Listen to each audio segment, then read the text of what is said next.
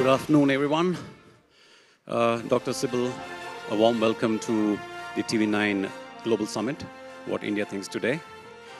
Before I get into a conversation with Dr. Sibil, I'm going to request my audience to give a very warm round of applause, not just for Dr. Sibil, but for the 1.3 million doctors and 3.3 million nurses who worked relentlessly over the last two violent, I would say, rounds of the pandemic, the waves that we saw, and worked tirelessly to save millions of lives across the country. So thank you, Dr. Sibil, and your community for all that you've done for us. And thank you so much for trusting us.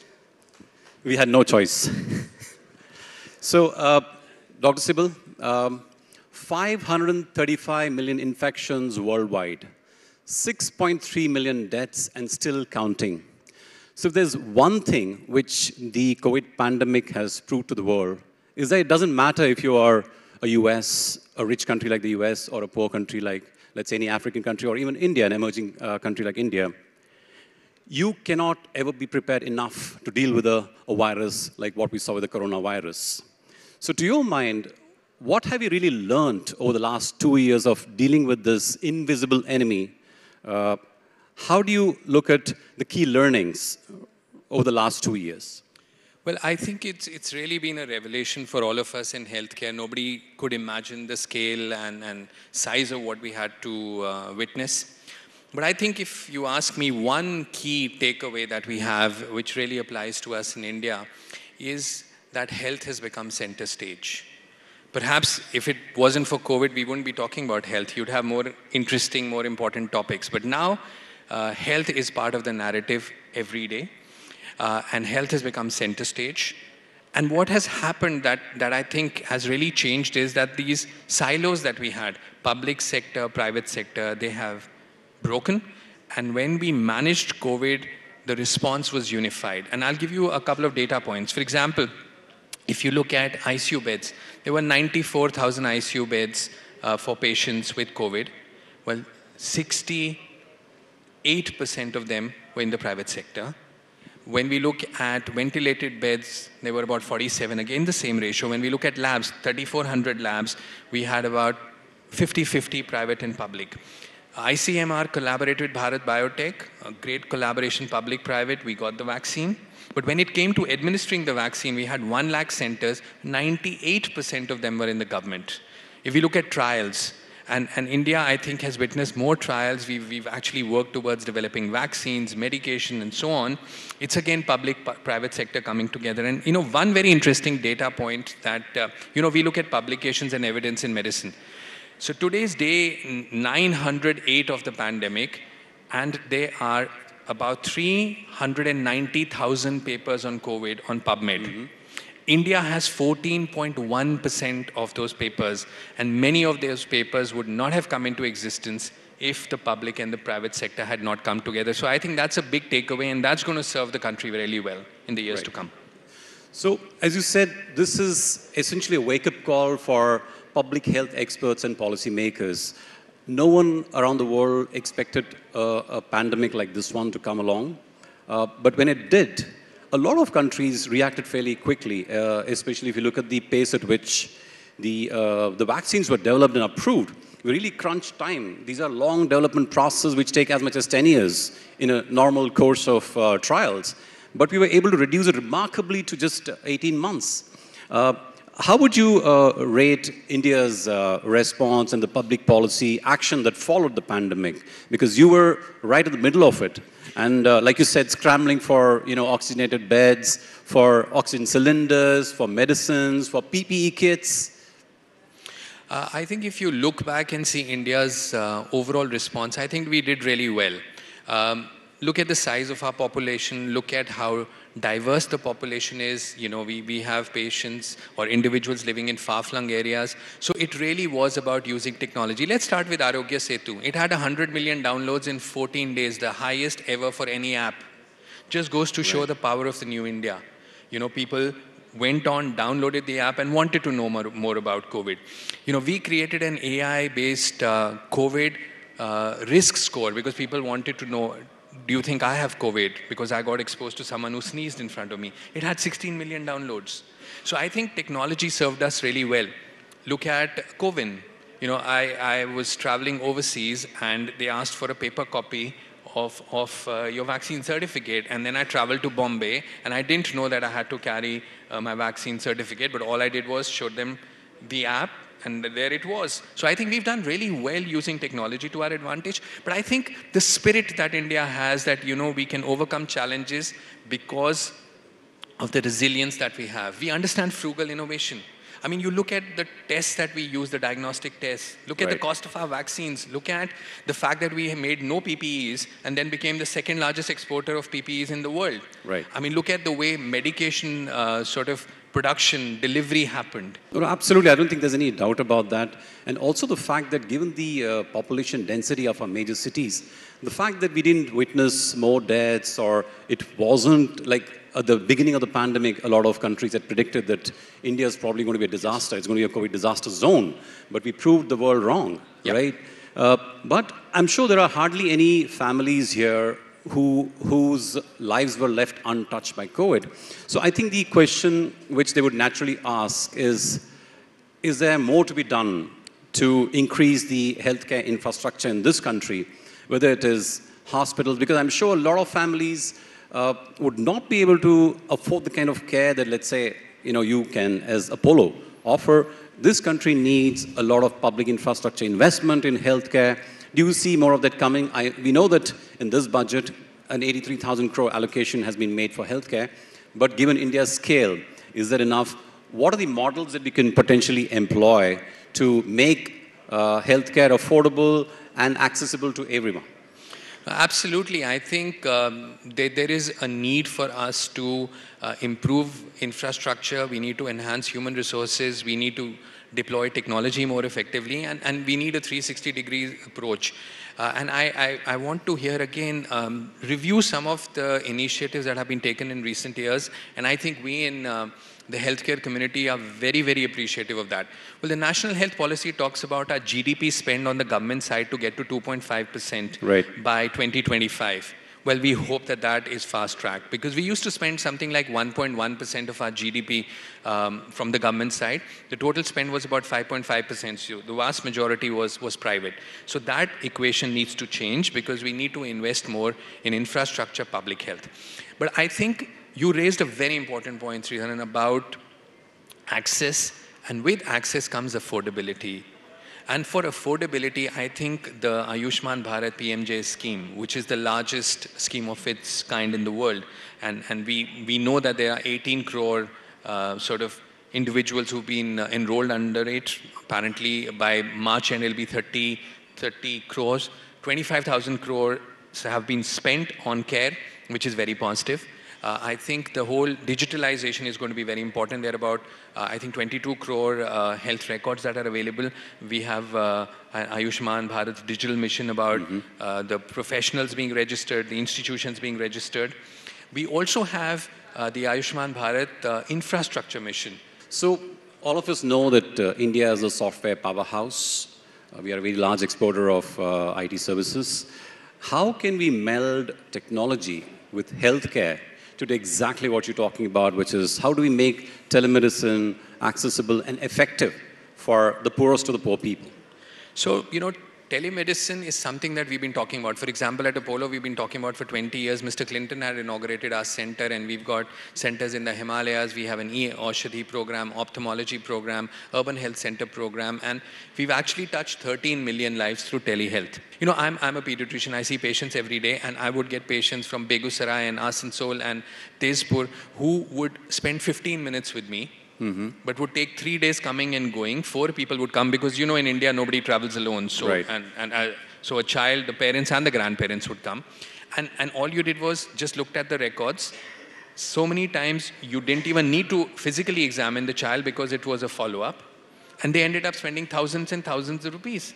So now telemedicine has totally changed that. The loss of wages, the inconvenience, spending you know, money on guest houses, all that is gone. And the e-Sanjeevani platform that the government has established has now had more than 2 crore teleconsults. In fact, consistently doing a lakh a day. In some days in April, they did about 3 lakh consults in a day. So telemedicine is one piece. The second is using the medical expertise more effectively. And let me give you an example.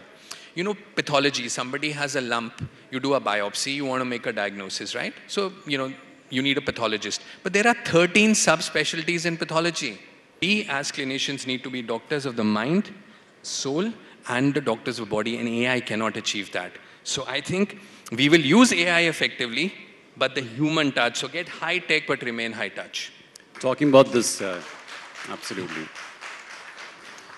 Talking about this old lady, I'm reminded of the reports that were coming out of Italy, the height of the pandemic, when doctors actually had to make a choice between putting an 80-year-old on a ventilator or a 25-year-old who's just come in. I hope no doctor ever has to do that, you know. Yes. Yeah. But the fact remains, telemedicine, while it's definitely going to be a supplement and it's going to help India deliver healthcare to the remote parts of the country, the fact remains that we need more doctors and nurses. Yeah. So how do we overcome that constraint that we're not producing enough doctors? And it, you know, all truth be told, it's a great profession. I mean, people should be aspiring for, you know, these jobs like being a doctor or a nurse. Absolutely.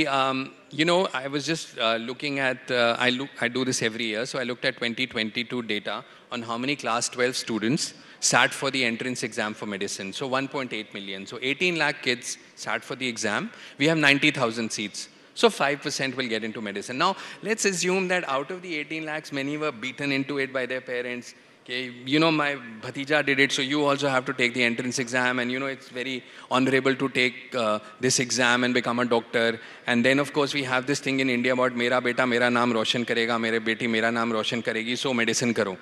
But let's discount that. So even if a few lakh go, but only 90,000 get in, so there's a huge potential. So what do we need to do? We need to build a lot more medical colleges. And I have to say, in the last 8 years, you know, we had 54,000 MBBS graduates. Now we have 90,000. We've got 600 medical colleges. The government's opened 100. The private sector's opened 50 more. And the target is really to get to 1 lakh. But what we also need is more specialists. The specialists have gone up from 35 to 45,000, but I think we need 1 lakh specialists. 1 lakh MBBS, 1 lakh specialists, because medicine is too complex now. You just can't do MBBS and manage a patient. If you want to be a family physician, you need 3 years more of family medicine. If you want to do pediatrics, obviously you need 3 years and so on. So the ratio should be 1:1. In the US, it's 1.1 to 1. There are more specialists than MBBS. So that's something we need to do. There are 75 million people in India with diabetes. Okay? We are the diabetes capital of the world. And how many endocrinologists do we produce in India? 93 every year. 45 million people have cardiac disease. How many cardiologists do we produce? 630. How many cardiac surgeons do we produce every year? 260. So you can see the gap. So how do you bridge this gap? There is no shortage of patients. So what you need to do is build more lecture theatres. In the University of Queensland, they train 400 MBBS students. In universities in England, they train 400 MBBS students. In India, the highest is 280. Why can't we make it 400?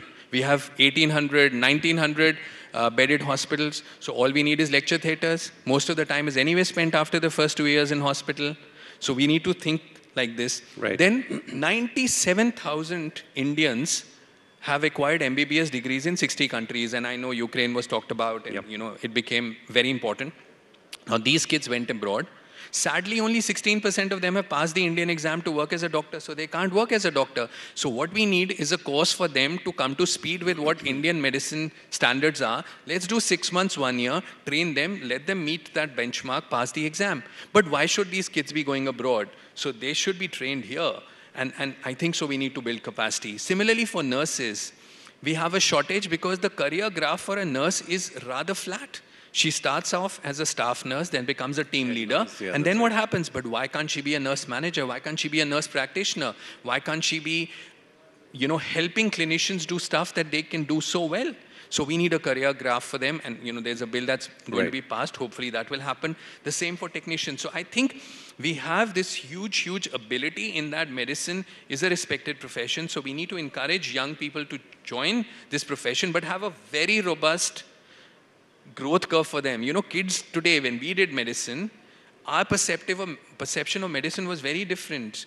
The kids today look at number of hours put in, and what do I get at the end of 2 years, 5 years, 10 years? Right. And quite often we can't give them that answer. So we need to start giving them that answer. No, it's 2 years and an MBA, no? And you know very clearly what happens. You'll get a campus recruitment and so on. So we need to start talking like that in medicine as well. Right.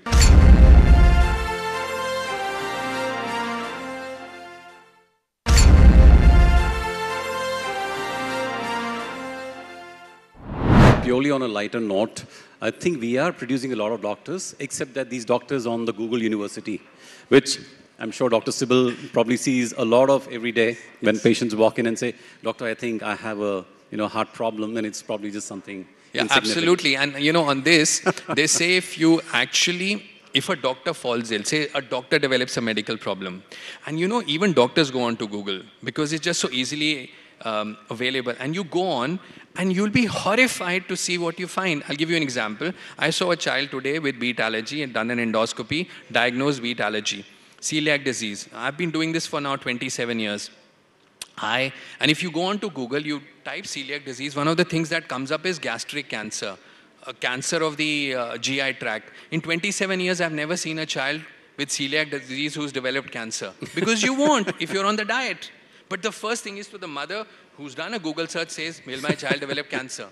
Poor thing is petrified when she comes and sees it. So there are a lot of pitfalls with getting information through unverified sources. And it's very confusing. Like I told you, there are 380,000 papers on COVID.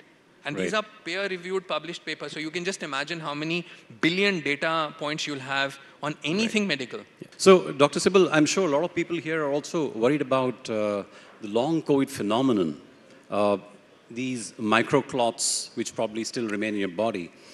So how do I make sure that any symptom that I'm really feeling or some health concerns I have is not really long COVID? How do I... I think, what happens is, and I think this is the problem when you have access to so much information. And when you look at vaccination, and you as a journalist would remember, there was this huge thing about nursing homes in Norway where the elderly were dying because they had been vaccinated. And when you actually did a deep dive, you discovered that the rate of death in those elderly people was the same with or without the vaccine. Little kids get CT scans done and get exposed to so much radiation for what? Right. So tests as opposed to checkups. Yeah, checkups when decided in consultation with the physician, but certain basic tests like a sugar profile and lipid profile is in terms of a part of a preventive health program. Like we have a pro-health program at Apollo based on 39 years of preventive health checks. It's again AI-driven, it's personalized, it's individualized. We look at your profile over the last few years and say, okay, you need this time. Next year, you might need something else. It's personalized. Personalization of medicine is going to really make a big difference. We have a couple of more minutes, Dr. Sibil. So I'm just going to ask you about this whole emerging field of medical care or wellness, I would say, about holistic healthcare. What is that exactly? So I think holistic healthcare is extremely important, and I think we in allopathy, because our understanding of Ayush, Ayurveda, Yoga, Siddha, Unani, homeopathy is very low, we don't quite understand that. And I think we have to realize that at the end of the day, it's about making your patient well, keeping him well. So if it is a combination, it's integrative, it's holistic, it's better. We saw a beautiful example with Miss Rosemary, who'd lost her eyesight because of optic atrophy, because of tumors, the daughter of the Prime Minister of Kenya, who got cured by Ayurveda. She tried everything everywhere. That's right. That's so beautiful. It happened in Karnataka, by the way. Sorry. My state. My apologies in getting the state wrong. 170 out of the 190 countries in the world recognize alternative systems of medicine. 175 countries recognized International Yoga Day when India passed that resolution. And now with this global collaboration with the WHO and the Government of India setting up the Traditional Medicine Center in Jamnagar, I think we're going to get a lot of robust evidence on how this system works and integrated. I think holistic care is very important, and I think the more we embrace it with open arms, the better it will be for all of us. Right. So yoga every day is a good idea, you're saying? Absolutely. Fantastic. So hopefully we will not have another pandemic like what we've seen. But then who's to say? how prepared do you think India is now to deal with, God forbid, another pandemic like this one came along? Are you more confident about the healthcare system's ability to deal with it and with fewer mortality and better results? So let me first answer that question as an Indian citizen who's very proud of being an Indian, that I think we have the resilience which we demonstrated. We have this attitude, this spirit that is going to see us through. Of course, this needs to be backed with action on the ground, and I shared some of that with you. The fact of the matter is that 50% of the world's vaccines are made in India, 40% of generic medicine in the US is made in India, 25% of all medicines in the UK are made in India. We have the demographic dividend. We have the ability to not just heal India, but heal the world. You know, we are going to put in 22 million people in, 22% of the workforce is going to come for India, from India in the next 30 years, because we are a young India. So let's train more, heal more, and also heal in India using traditional medicine, using all the advantages that we have with the high value, competitive cost. Because our outcomes are excellent, our cost is 1/5 to 1/10 of the world. We've treated patients from 140 countries. We should be healing more than anyone else. I think there's tremendous potential for us to do that. And I am very confident that India is going to occupy the position that we richly deserve at the high table when it comes to medicine. Our doctors are absolutely world class. So final question. So our theme of the summit is basically Vishwaguru. So if India is to become a global leader in healthcare, how will it really look? Are we talking about becoming a destination for treatment, like we are already a destination for medical tourism, right? But are we also going to become innovator of drugs, like in the case of the COVID vaccine? We made vaccines and we supply to the rest of the world. We are already large in terms of a pharmaceutical supply, but maybe not so much in terms of formulations, maybe bulk drugs, and generics for sure, but not in terms of innovative new medicines like blockbuster drugs. So how will this whole Vishwaguru status of India in the healthcare space look from your perspective? First of all, we will be Vishwagurus, and it will happen in my lifetime, hopefully. Fantastic. You know, it took the world, COVID, to realize Vasudev Kutumbakam, that we've believed in. And we've actually demonstrated it. We gave out 16 crore vaccines through Vaccine Maitri to 100 countries. That just shows the power that India has. We are going to have Heal in India. We're going to treat patients. We will heal by India, which means we'll produce technology, medication, we will produce innovative medicines, we will produce whatever it takes. So we will heal by India, but we'll also produce the human resources if we get it right, and there's no reason why we shouldn't get it right, by actually pushing out our trained healthcare professionals who will go abroad and look after the aging world. So young India will look after the aging global citizen, and they will send out billions and billions of dollars. We have the highest remittance in the world, even though there are 5 million more Chinese outside India than Indians outside India. And I think that can increase phenomenally if we use our human resources better. And because, you know, we run an organization called GAPIO, which is the Global Association of Physicians of Indian Origin, and I have the privilege to be president. We have 1.4 million doctors of Indian origin in the world. We have members in 54 countries. They occupy the highest positions. And for our 10th conference, the Honorable Prime Minister sent us a message. And he said, our world view is ingrained in our ethos of Sarve Bhavantu Sukhina. Absolutely. Sarve Santu Niramaya. May everyone be at peace, and may no one ever have illness. And that is what Vishwaguru is about. Absolutely, and that's really the true spirit of India, isn't it? Yeah. So, Dr. Sibil, thank you very much. When I look at professionals like you, I know that India's healthcare is in very safe hands. So thank you so much for joining us. Ladies and gentlemen, a big round of applause for Dr. Sibil, please.